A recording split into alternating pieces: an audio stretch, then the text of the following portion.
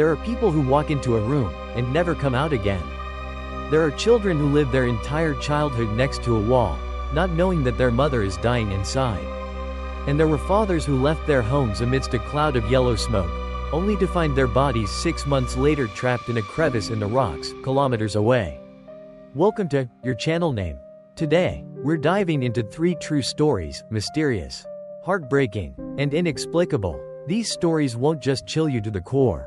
They'll make you wonder, what lies hidden behind seemingly inanimate walls?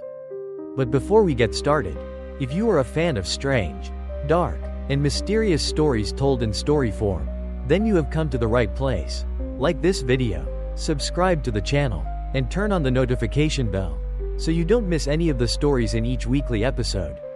Now, brace yourself, because right now, you're about to hear 3 stories that will make you never look at your home the same again. Story 1. Prisoners turned into food, Venezuela, 2016. Prison of Shadows. In October 2016, the skies over Venezuela darkened earlier than usual.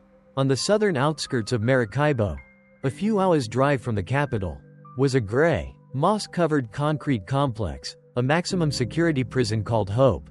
In contrast to the name, Hope, this place has long been given another nickname by the locals, the Mouth of Hell. La Esperanza is no ordinary prison. It houses all sorts of inmates, from petty thieves to serial killers. The rows of cells are stacked like rusted old drawers, with not a sliver of sunlight. The walls are broken, the ceilings cracked, and the toilets often back up with sewage. But worse than the living conditions or the real power does not lie in the hands of the warden or the guard, which belongs to criminal gangs. The prison has been in a state of unspoken autonomy for years. Guards work without pay for months at a time, forced to compromise, even collude with the bosses inside. Everything, from food to medicine to survival, is controlled by those who have weapons, power, and are willing to kill without reason. In early September 2016, a dark event happened silently without anyone outside that wall knowing in advance. A gang led by Duran Vargas, who had been convicted of 7 murders and was suspected of dozens more, began plotting to overthrow the entire prison system. Vargas, nicknamed El Lobo, meaning the wolf, was a brutal, intelligent and ruthless leader. Over the course of several weeks, he quietly persuaded other groups of prisoners to join his gang. The bribes, threats and assassinations took place quietly under the cover of night. One Tuesday afternoon, in the pouring rain, riots broke out, starting in a cell in the West Wing, where Vargas was being held. Prisoners rioted, disarmed guards, and set fire to the surveillance room. The police outside were caught off guard and were slow to react. Within hours, La Esperanza prison falls into the hands of the prisoners from being imprisoned. They became operators. Over the next 24 hours, the surviving guards were tied up, some brutally tortured as a warning to anyone who dared to interfere. The wardens, supervisors, secretaries, all disappeared or were forced to sign resignation papers. Forced to record videos, apologizing for abuse of power. Duran Vargas officially steps up as the uncrowned leader of La Esperanza, and what scares people the most is thought they did not try to escape, he doesn't need it. Prison is now his kingdom, with a homemade electrical system, walkie-talkies stolen from guards, and patrols with homemade knives. Duran ran the prison like a mini-nation. Each cell was divided into clans, with loyal groups getting more food, medicine, softer beds, even clean water. Any dissenters or critics? They were dealt with. Violence escalated. Those who opposed him were put on public trial in the courtyard. Some were beaten to death with iron pipes. Others were tied with steel wires and starved to death. No one dared to speak. No one dared to mention his name without saying, "Que viva el Lobo." Long live the wolf. Even as news began to leak out, the central government still turns a blind eye. Partly because of them fear of exposing a complete failure in the security system, partly because there were rumors that Duran had been someone's man in the government, a tool to clean up past political debts. Several independent newspapers in Caracas attempted to publish the story, but were pulled the same day. Reporters called the prison, but no one answered. Families with loved ones in prison began to pull to the gate, crying, begging, but they only received a cold shake of the head from the police guarding outside. We have no authority to go inside. They're controlling everything. And so the second week passed. The shortages grew worse. No food was coming in from outside. No one wanted to supply a place outside state control. The water system was broken. Some prisoners began to malnourished. Many people faint from hunger. Sunken eyes. Mouth ulcers. But Duran didn't care. For him, this was a test of loyalty. Whoever is faithful will eat. Who does not, will be food. From here on, those terrible rumors began to circulate in the gloomy corridors of La Esperanza. That the meat in the stew distributed in the evening did not come from animals.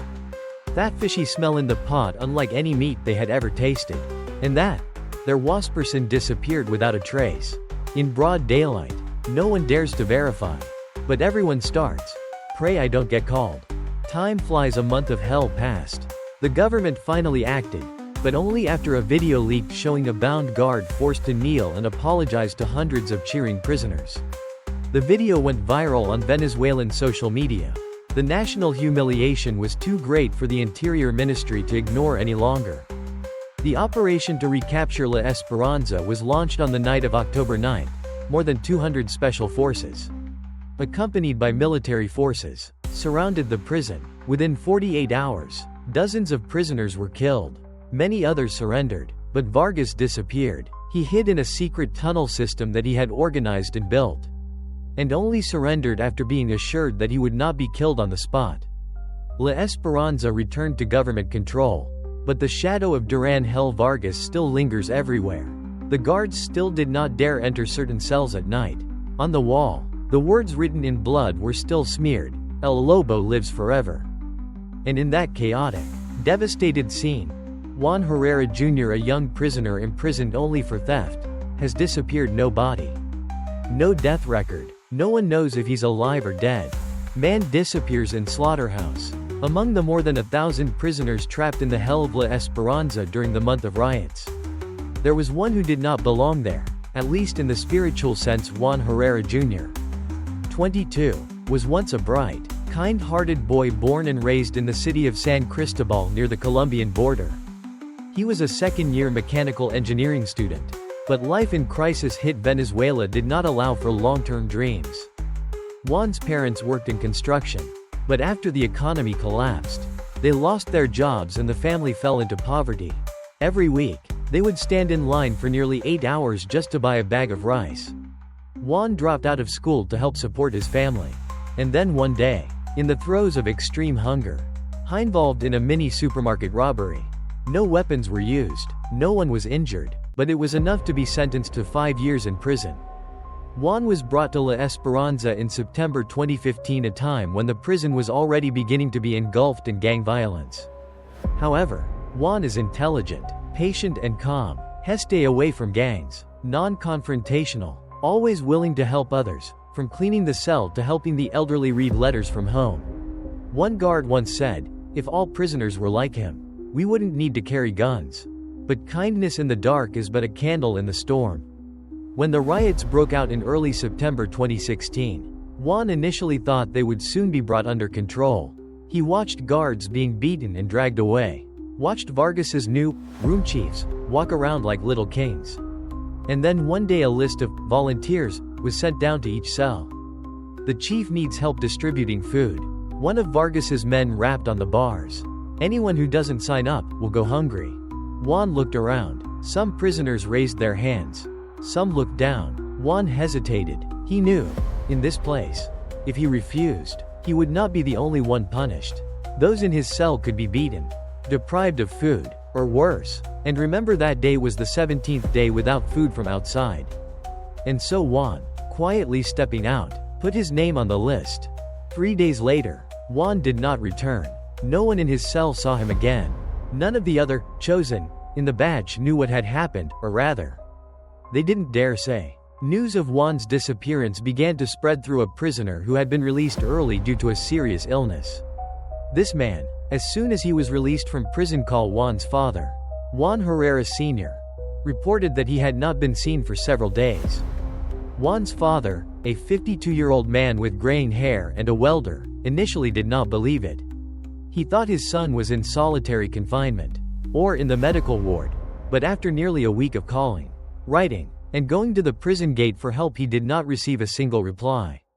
He began knock on doors everywhere, from the prison administration, to the police station, to even the party headquarters. He brought with him photo of son taken before arrest, wearing white shirt. Gentle smile, holding guitar. Everywhere he went, he was met with cold head shakes. An administrative officer even said bluntly, "You should learn to accept it. Anyone who goes there is like falling into a black hole. Why bother looking for it?" But Juan Sr. did not give up. The 4th week after Juan Jr. went missing, he received an anonymous call. A male voice, hoarse, said very quickly, "If you want to know what happened to your son, come to La Esperanza next Tuesday. There are people willing to tell you. But don't bring the police. Otherwise, you will never know the truth." The call was disconnected shortly after. Tuesday, October 11, 2016. He came, alone. The visiting area after the recapture looked like an abandoned classroom. The tables and chairs were broken. The walls were stained with dried blood and black smoke from the fire. A row of guards stood along the wall, looking down, none daring to meet his eyes. At the table in the middle of the room, a man sat with his head bowed. His hair was matted, his face was swollen, his hands were bandaged, and one eye was swollen shut and barely able to open. Mr. Juan recognized. This is one of Duran Hell Vargas's assistants. Has appeared many times in live videos that prisoners broadcast outside while controlling the prison. Mr. Juan sat down and asked gently, "Where is my child?" The prisoner did not answer right away. Instead, he talked about Vargas, about how the wolf ran the prison like a nation. He talked about the times he had broken bones for spilling a pot of soup. About the cellmate who had been murdered in the yard for disobeying him. Mr. Juan began to lose patience, his voice trembling. "I don't need to hear about Vargas. I want to know about Juan. Where is my son?" The prisoner sighed and bowed his head. After a while, he said, "He wasn't beaten, unlike me." Then he raised his face, his eyes bloodshot. He was chosen, not to cook, but to make food. The room fell silent. Mr. Juan could not breathe. It was as if someone had stuffed cotton into his ears, into his chest. The world around him blurred. Juan Jr., a 22-year-old man, was killed, dismembered, and cooked into a stew according to the story. Duran Hell Vargas wanted to maintain order at all costs. When he ran out of food, Hestart, demographic management, whoever is weak, whoever is useless, whoever does not have an important family, can all become a source of protein. Juan Jr. was not the first. But according to the prisoner, he was the first to be fully divided. Not to scare, not to warn, but to eat for real. And what hurt Mr. Juan Sr. the most? The prisoner concluded his story with a whisper. "At that time, I saw him being dragged away. He was still alive. He was crying, 'Daddy.' I couldn't save him." Juan Sr. stood up and left the room. His eyes were dry. He did not cry. He could not cry. The pain was beyond the realm of emotion. It was a paralysis. But he did not keep silent. The next day, a press conference in front of prison gate, holding a photo of his son, told the whole story. He said Vargas's name, said the names of the guards who ignored him, gave the exact dates, and then Venezuelan government issued an official statement, denying all accusations of cannibalism. No one was prosecuted. Vargas, El Lobo, is still in prison. Still alive, still smiling. Father looking for son in nightmare. During 22 years of being a father, Mr. Juan Herrera Sr. never thought he would one day be standing in the middle of a prison yard, holding a picture of his son, begging strangers for information like a beggar. But that's exactly where he was, and that's exactly what he did every day. For 3 consecutive weeks, since receiving the first message that his son, Juan Jr., had disappeared in the riot The Hope, he didn't sleep. He didn't eat normally. Every night, he curled up in his damp room near the prison, listening to the barking dogs and the sound of trucks passing by on the highway. And he imagined, if Juan Jr. was still alive, where would he be? Was he beaten? Was he starving? Or worse, had he ceased to exist? Hope in his eyes, and the eyes of hundreds of families with detained loved ones, is a silent block of cement. A place where cries go unheard. Cries for help go unanswered. And the truth, if it exists, is suffocated between thick walls and mouths that have learned to stay silent in order to survive. Mr. Juan Sr. Not a highly educated man. Also did not know anyone in power. Before the incident, he lived a simple life. In the morning he soldered iron doors for hire. In the evening he came home to eat dinner with his wife, listened to the radio, and burned incense for his mother. But since Juan Jr. disappeared, all the old ego in him was gone. Only one thing remains: the will to find her child, even if it meant confronting an entire nation that denied the truth. During the first week after learning of his son's disappearance, he followed the correct procedure. Provincial Prison Management Department submitted the application, with photos, complete information. They told him to go home and wait. 3 days later, he returned. They said the application was lost. He submitted it again, this time with his birth certificate, photos of Juan Jr. as a child, high school graduation photos, photos of the two of them fishing. The third time he came, they won't let him in. He changed strategy. Meet the prison manager directly. He waited from morning till evening under the scorching sun of western Venezuela. The gatekeeper looked at him as if he were a nuisance and said, "Everyone has relatives in there. We don't have time to talk to each person." Mr. Juan silently handed the guard the bag of food, just a packet of rice and a small bottle of water. Then he said, "If you had a son, you would understand." The next day, he was called in, but instead of seeing the manager, he was taken to a small, empty room with only plastic chairs and a camera. A man in plain clothes, who called himself a security representative, asked him strange questions. "Are you involved in politics? Do you intend to spread fake news to defame the government? Do you know that false information can be prosecuted?" Mr. Juan did not understand. He just wanted to know if his son was alive or dead. The man finally patted him on the shoulder and said, "The inside story is complicated. Let the authorities handle it. Go home, and don't come here again." But he didn't stop. Every day, standing outside the prison gate, carry large handwritten paper sign, "My son is missing in La Esperanza prison. I just want to know the truth." At first the guards waved him away. He backed away, stood farther away. Some days it rained, and he sat under the eaves, soaking wet. Some days it was sunny, and he fainted from exhaustion. But every day the same, he returned. Gradually other relatives of the prisoner began to notice him. Some people came to chat. Some people shared that they also lost contact with their relatives, was also asked to stop asking. A young woman, the sister of one of the prisoners, whispered to him when no one was looking, "I heard my brother say that someone was taken away, never to return. He said he didn't dare tell me everything. He was afraid of being killed." The third week, he received anonymous message and phone. "Come to the old bus station on the east side at 6 a.m. tomorrow morning.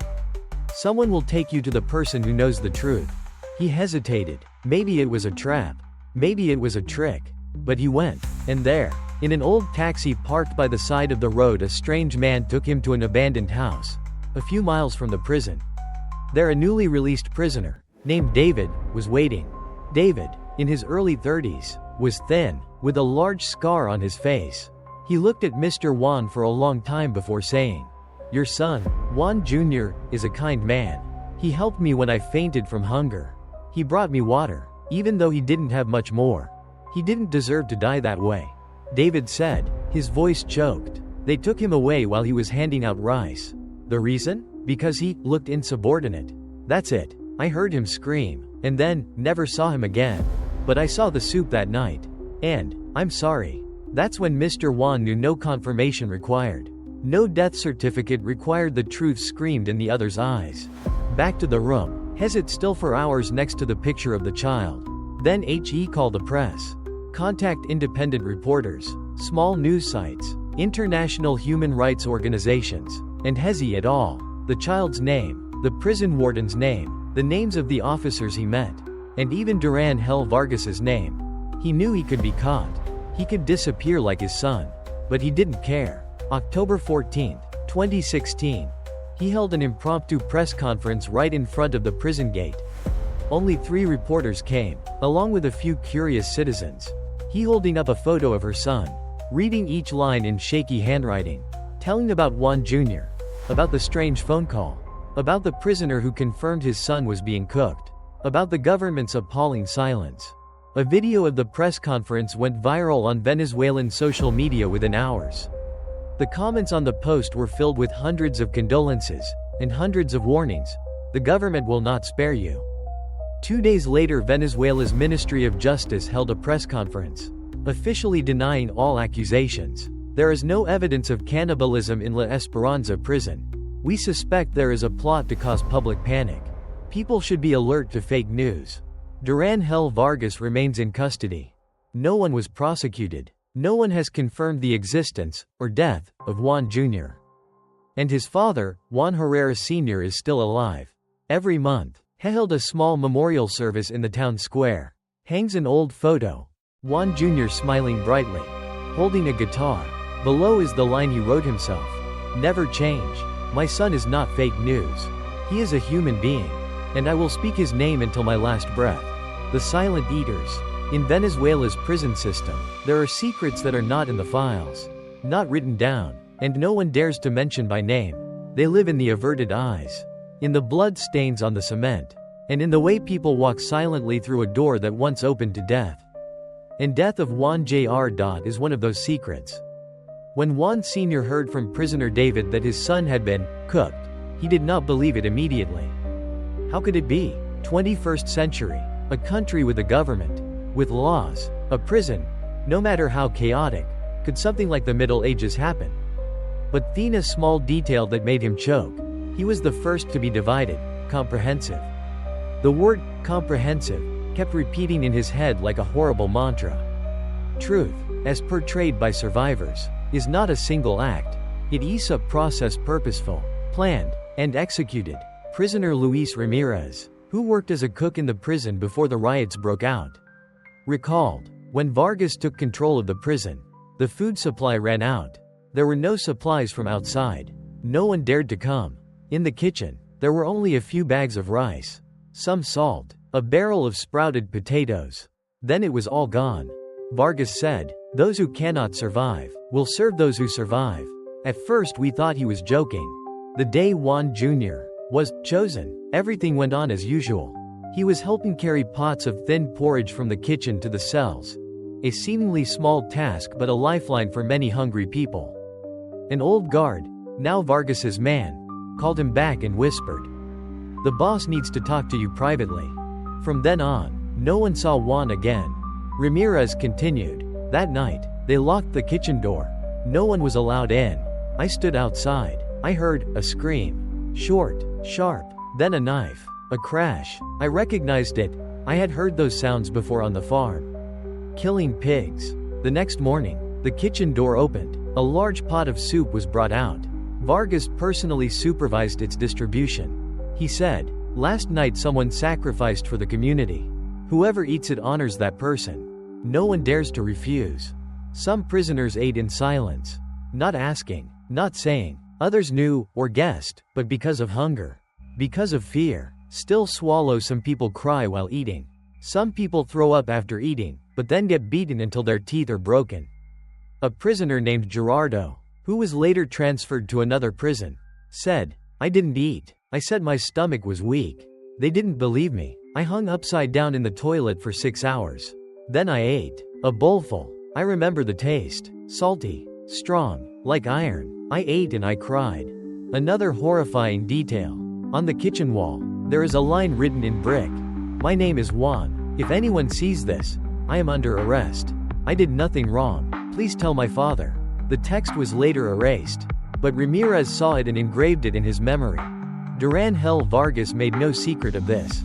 He considered it a leadership in times of crisis. He once declared, "Flesh is meat, human or pig. When dead, they are all corpses. Whoever is alive is the stronger. That is the law of nature." Juan Jr.'s body was divided like war rations. Thigh for the guard team, the group that manages the prisons. Ribs burrowed to the loyal prisoners. Viscera, heart, liver, kidney, are cooked separately. Called feast of honor. Head and limbs discarded, or buried carelessly in the backyard. Some rumors also say Vargas kept the skull to make a wine cup. But this has not been confirmed by anyone. And the scariest thing is not the action, but that the whole prison fell silent after that. No one mentioned Juan Jr.'s name again, as if he never existed. The old guards avoided all questions.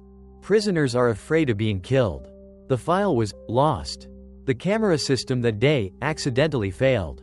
The government, when asked, stated, there was no prisoner named Juan Herrera Jr. killed. There was no evidence. There was no body. There was no legal complaint. Mr. Juan Sr., upon hearing that statement, laughed, for the first time in weeks. But it was the laugh of someone who had overcome pain. To touch madness. The truth is not something that is protected in La Esperanza. The truth is cold food, broken down, swallowed, excreted, and buried. However, there are still people who remember. A group of freelance reporters in Caracas began to find out the story. They interviewed released prisoners, nurses, and even secretly videotaped Ramirez's testimony. They built one short documentary titled Juan, the Disappeared, released underground on social networks. The film was removed after just a few days. But before it was removed, it has over 3 million views. In the movie, there is a scene that haunts the audience. Ramirez sat on the wooden chair, eyes sunken, said, "I used to think humans were civilized. But then, when we were hungry, when we saw the stew, when we knew and still ate, I realized, sometimes, hell is not underground, it is in your stomach." After the film was taken down, the group of reporters was hunted down. One went missing. 2 fled to Colombia. The document becomes internet legend, passed around via USB, hard drive, phone. In the dark, the name Juan Jr. became iconic, not only of loss, but of truth is crushed in the millstone of power. Father of light. After the truth about Juan Jr.'s horrific death was exposed through the underground documentary, Juan, the Disappeared, the Venezuelan government responded immediately, but not with an investigation, a reckoning, or an apology, but with denial, censorship, and intimidation. Press release from the Ministry of Interior was issued. There is no forensic evidence that prisoner Juan Herrera Jr. was murdered or that cannibalism occurred in La Esperanza. All the information circulating recently is a plot to smear the country. Meanwhile, independent YouTube channels that brought back the documentary were blocked, and related social media accounts were shut down. Those who dared to speak out were arrested for disturbing public order or forced to leave the country. International human rights organizations were also restricted from accessing prisoner records. However, they cannot control the hearts of the people. In silence, one widespread outrage in the Venezuelan community and the expatriate community. Many people who had relatives disappear in detention camps began to share their stories. For the first time in years of silence, names, faces, and forgotten details are being rediscovered. And at the center of that movement, ISMR. Juan Herrera Sr. After more than a month of living like a shadow, enduring many threats, he suddenly reappeared, not at a press conference, but in a public prayer in the town square. In his hand he still held the photo of Juan Jr., but this time underneath there was a new line, written in a shaky but strong handwriting. "I am no longer looking for my son's body. I am looking for justice." His words silenced the crowd. He didn't shout. He didn't cry. He just told the story from the beginning, in a monotone voice, but the weight of truth has overcome all barriers of censorship. The event was filmed and shared everywhere, attracting millions of views. International media got involved. Under pressure from global public opinion, Inter-American Court of Human Rights, IACHR, decided to open an independent investigation. And this decision, unexpectedly, opened the first ray of light in the long dark night. 6 months later, thanks to records kept by reporters abroad and testimony from witnesses, the International Criminal Court has formally requested the Venezuelan government to hand over Duran Hel Vargas for investigation into crimes against humanity. Despite the government's refusal to cooperate, the news spread like wildfire in a dry forest. And the most important thing was, Juan Jr.'s story is no longer buried. A year after the death of her son, Mr. Juan Sr. was awarded the Defender of Truth Award by Humanitas, and the Prisoner Family Support Fund named Juan's Light was established to give families with missing loved ones in the authoritarian prison system a place to speak up, register, and be protected. In an interview, he said something that made the whole audience silent. "I lost my son, but thanks to him, I found a voice for those who dare not speak. My son is not forgotten. He lives on, in every story that is told." And just as he said, every story told is a light lit. Herb lessons from the story. If there is one thing this story leaves behind, it is this: the truth can be buried, but it cannot be kept alive forever. Whoever you are, wherever you are, believe that one voice can make a difference. Never underestimate the power of love, patience, and faith in justice. Juan Jr. is more than just a victim. He is a symbol of light in the darkness. And his father is proof that when you don't give up, the truth will find its way back. If today's story touched you, please like in memory of Juan Jr. and hundreds of other innocent people whose names have not been mentioned. Leave a comment. What do you think about this truth? Have you ever known anyone like Mr. Juan, a father, a mother, a brother or a sister who once sought justice? And don't forget subscribe channel and turn on notification bell. Because every week, we'll bring you stories that are strange, dark, but filled with truth, humanity, and hope, like today. Thank you for following till the end.